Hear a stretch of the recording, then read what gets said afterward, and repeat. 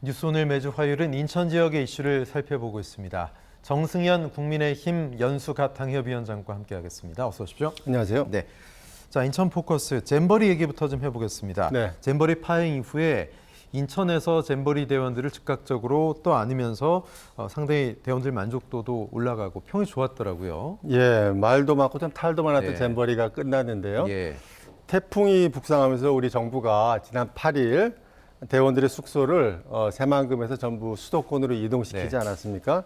인천에도 많은 대원들이 체류하게 되었는데요.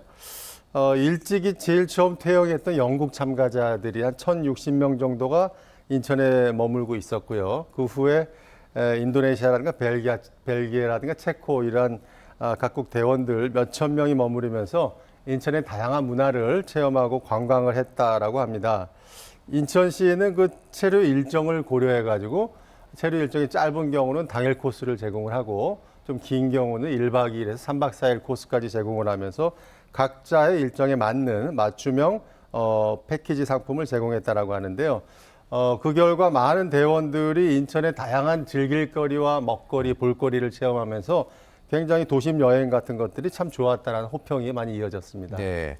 그런데 다들 건강하게 돌아갔으면 좋았을 텐데 안타깝게도 건강에 좀 문제가 있었던 대원들도 있었나 봐요. 예, 어떻습니까? 몇 가지 또 특히 몇 명이 인천에 머무르던 대원들이 좀 건강이 안 좋아진 경우가 있었는데요. 네. 우선 그 SK 무의 연수원에 머무르던 앙골라 국적 대원 4명이 몸살 증상으로 인천의료원 응급실로 옮겨져 가지고 치료를 받고 회복이 됐다라고 하고요. 그보다 앞서 7일에는 영국 국적의 한 여성 대원이 심한 복통을 호소해서 가천대 길병원으로 이송이 됐는데요. 진단 결과 급성 충수염에 의한 복막염으로 판정이 돼서 이미 염증이 복막 내부에 상당히 퍼져 있는 상태였다라고 큰일 날 합니다. 뻔했네요. 그러니까요. 예. 그래서 급히 가천대 의료진이 복강경 수술을 했고 네. 그 후에 며칠 후에 이제 컨디션을 그 학생이 회복했다라고 합니다. 또 인천에 치료하던 벨기에 국적의 대원도 긴급 충수염 수술을 나은 병원에서 받고 몸 건강하게 퇴원했다라고 합니다. 네, 다행입니다. 네. 지난 일요일이었죠. 인천 공항이 잼버리 대원들로 북적였습니다. 유종의 미를 거뒀고 또 인천 공항 누구보다 좀 젠걸음을 했을 것 같습니다. 어땠습니까? 그렇습니다. 일요일부터 이제 출국이 이어졌는데요. 지난 일요일 인천공항공사가 네. 2023 세계 스카우트 잼버리 대회를 마치고 출국하는 잼버리 대원들을 안전하고 편안하게 출국할 수 있도록 환송했다라고 하는데요. 특히 얼마 전 인천공항공사 사장으로 취임한 이학재 사장이 공항 출국장에서 스카우트 대원들에게 환호의 마음을 담아서 인천공항 기념품을 전달하든가 격려를 했다라고 합니다. 인천공항공사는 관계기관들과 협력체제를 구축하고 잼버리 대원들을 위해서 전용 출국 시설을 운영을 했고요. 네. 안내 인력을 현장에 배치하는 등 잼버리 대원들이 안전하고 편안하게 출국할 수 있도록 특별 출국 지원 대책을 시행했다라고 합니다. 예, 파행도 있었고 여러 문제도 있었지만 또 마무리 좋은 인상 갖고 떠났길 바랍니다. 예, 유족의 미를 거두지 않았나 생각이 됩니다. 예. 자, 이번엔 유정복 인천시장에게로 좀 시선을 옮겨보면 유정복 시장이 뉴 홍콩시티 프로젝트의 하나로 서부 수도권 연합 구축을 제시했습니다. 자, 서부 수도권 연합 이게 어떤 의미일까요? 예, 지금 말씀하셨듯이 서부 수도권 연합 구축을 제시했는데요. 이건 인천시가 인접도시와의 연계를 통해서 한층 더 발전을 꾀한다 이런 구상이 되겠습니다. 서부 수도권 연합은 인천과 생활권을 공유하는 경기도 부천, 김포, 시흥, 안산 등 인접도시와 인구를 약 550만 정도 규모의 이른바 서부 벨트를 조성하겠다는 구상인데요. 이들 지역과 경제 사회적으로 연대를 해서 도시 경쟁력을 높임과 동시에 인천시가 초광역 지방자치단체를 선도하겠다라는 구상입니다. 네. 사실 이것은 이번이 처음이 아니고 이전 그 시장 지방선거 때도 몇 명의 후보들이 비슷한 공약을 내기도 했었는데요. 메가시티가 비슷한 메가시티 개념이겠죠? 구상, 500만 인구 네. 구상 이런 것들이 예. 있었죠. 하지만 무엇보다도 이게 잘 추진이 안 됐던 것이 이러한 그 경기도 지역들에서 마치 인천에 흡수되는 것 같은 예. 그런 생각을 갖기 때문에 반대하는 의견들이 많아서 이런 것들이 제대로 안 됐는데 앞으로 이런 것들을 어떻게 극복할 것인가가 최대 과제가 되리라고 생각이 듭니다. 네. 이 서부 수도권 연합 구축 문제와 함께 또 힘을 줘 발언한 게 계양 테크노밸리입니다. 그렇습니다. 지난 비에 피해가 있을까봐 유정복 시장이 좀 마음도 많이 쓴 것 같아요. 네, 그렇습니다. 계양 테크노밸리를 좀 설명드리면 계양구의 규련동과 동양동, 박촌동 등 333만 평방미터에 LH공사 한국토지주택공사가 80%의 지분을 갖고 인천도시공사가 20% 지분을 가져서 약 3조 5천여억 원을 투입을 해서 공공주택 약 9천 가구를 포함한 총주택 1만 6,640호를 공급하고요. 동시에 75만 평방미터의 도시첨단 산업단지를 조성하는 대규모 프로젝트가 되겠습니다. 유정복 시장은 지난 12일 태풍 카눈이 북상하는 가운데 이런 계양 테크노밸리 현장을 찾았고요. 거기서 현안을 점검하고 속도감 있게 사업을 추진할 것을 지시했다라고 합니다. 특히 계양 테크노밸리가 3기 신도시 중에서 최초로 조성되고 있거든요. 그런 만큼 주거를 안정화하는 것과 동시에 도시 첨단 산업단지 조성으로 자족 기능을 강화해라 이렇게 지시했다라고 합니다. 네, 유정복 시장의 현안 해결 관련 쟁걸음이 이어지고 있는데 민선 8기 1년 평가 토론회가 최근에 있었습니다. 토론회는 인천 YMCA와 인천 도시 공공성 네트워크 등이 공동으로 주최했는데요. 자, 인천을 세계 초인류 도시로 만든다는 성장 담론에만 매몰이 되어 있다. 수도권 매립지 종료 위한 인천시의 구체적인 노력과 강력한 의지를 밝힐 때다. 주민 참여 예산제가 축소돼 직접 민주주의가 후퇴됐다. 다시 확대해야 된다. 이런 내용들이 지금 들어가 있었던 것 같습니다.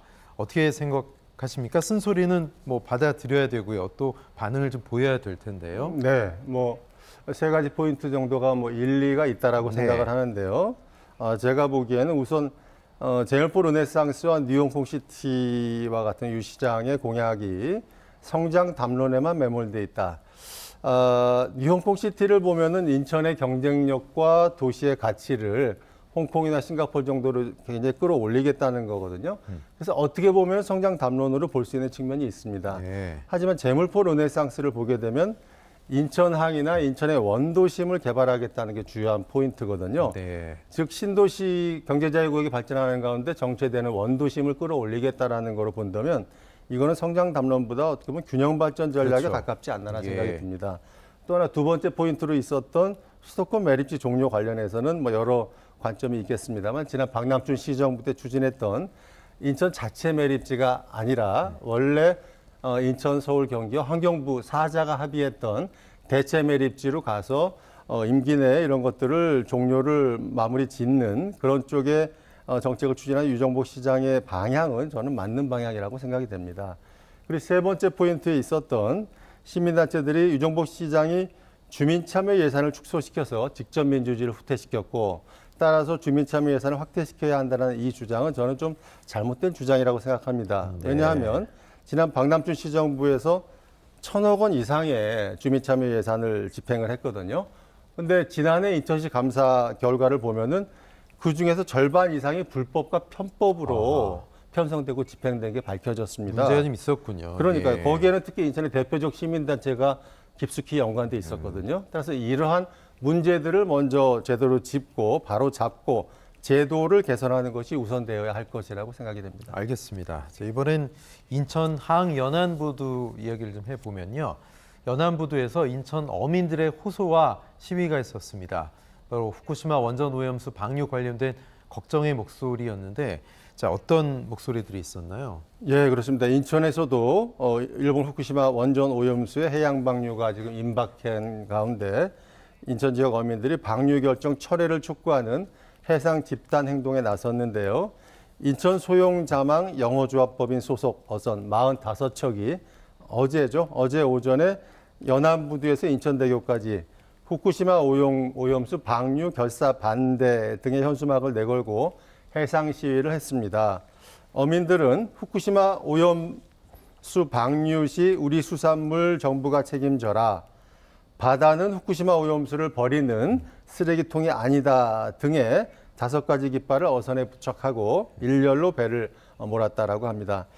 이번 해상 집단 행동은 일본의 후쿠시마 원전 오염수 해양 방류 결정으로 수산물 소비가 위축되면서 정부 차원의 대응을 촉구하고요. 예. 더 나아가서 원전 오염수 방류 철회를 촉구하기 위한 대책이었다 이렇게 얘기가 되고 있습니다. 예, 어민들 목소리 중에 하나가 일본의 경우 어민 보상 문제를 해결했다는 건데 우리는 왜 아무 보상 얘기가 없느냐? 정부 차원의 대책은 뭐고 또 인천 지자체 차원의 대책은 뭐가 있나도 좀 궁금해요. 어떻게 보십니까? 그러니까 우리 정부도 나름 대책을 마련하고 있습니다. 네. 몇 가지만 소개해드리면 지난 10일에 기획재정부 발표에 따르면 정부는 올해 예산 편성 과정에서 수산물 정부 비축 예산을 1,750억 원을 편성했는데요. 이는 지난해보다 2배 이상 늘어난 규모고요. 또 민간 수매 지원 예산도 1,150억 원을 편성했는데 여기에 더해서 이제 소비 촉진을 위해서 소비 쿠폰도 약 640억 원가량 준비했다라고 합니다. 이를 종합하면 약 3,500억 원 상당의 예산이 올해 수산업계 지원에 투입될 것으로 예상이 되고 있습니다. 더 나아가서 정부에서는 어민과 수산업 종사자들을 위해서 금융 지원을 검토하고 있고요.